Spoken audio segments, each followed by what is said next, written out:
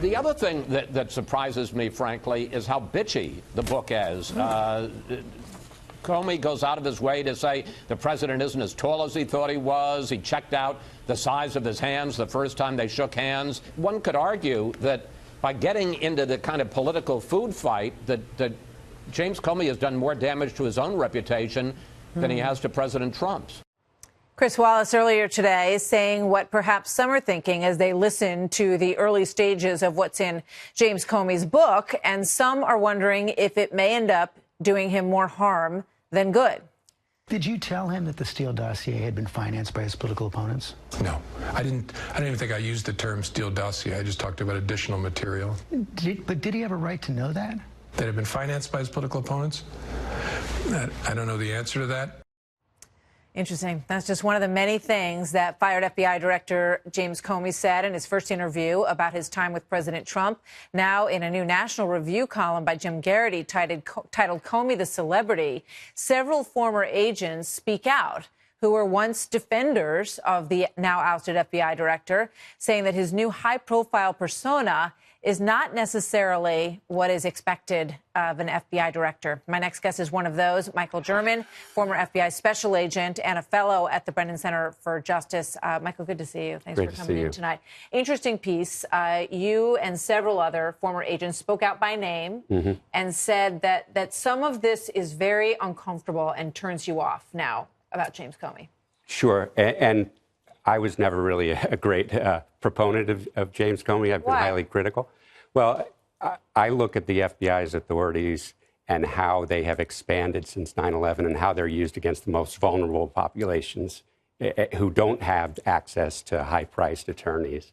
So it's interesting to see how now that these authorities are being used against the powerful, how they're taking a second look. And I'm hoping this will lead to eventually a broader look at the FBI's authorities and how we can ensure that they are only targeting people who they actually have reason to believe are engaging in criminal activity. So the president obviously is not happy with James Comey. Here's a tweet that he put out there today. James Comey is a proven leaker and liar. Virtually everyone in Washington thought he should be fired for the terrible job that he did until he was in fact fired. He leaked classified information for which he should be prosecuted. He lied to Congress under oath. He is weak and an untruthful slimeball, the president called him, who was, as time has proven, a terrible director of the FBI. His handling of the crooked Hillary Clinton case and the events surrounding it will go down as one of the worst botched jobs in history. It was my great honor to fire James Comey, says the president. What do you make of that? Well, I think neither one of them are doing themselves any favors with their public comments about something that's under criminal investigation, with Comey as a witness and Trump as a potential subject. So it's really interesting. The FBI prides itself on being objective finders of fact. We don't have opinions. We find the facts and we present them in an objective manner. So anything that tends to undermine that, and particularly there are strong rules against FBI officials talking about information that the FBI collects. Yeah, just let me stop you for a second. What did you think about the fact that James Comey sat in front of Congress and said, well, I took notes on my meeting that I had with President Trump where he claimed that he asked him for a loyalty pledge. I wrote all that down on my computer, which I assume was an FBI computer, but then I leaked it to a friend of mine who I wanted to send it out to the press because I wanted there to be a special counsel to investigate. It's certainly highly problematic, his behavior both during the election in regard to Hillary Clinton and afterwards. And I don't think there has been an explanation for why he did what he did. If indeed he thought there was something criminal in these meetings, he should have written that memo to the file, but he never should have been meeting with the president alone anyway.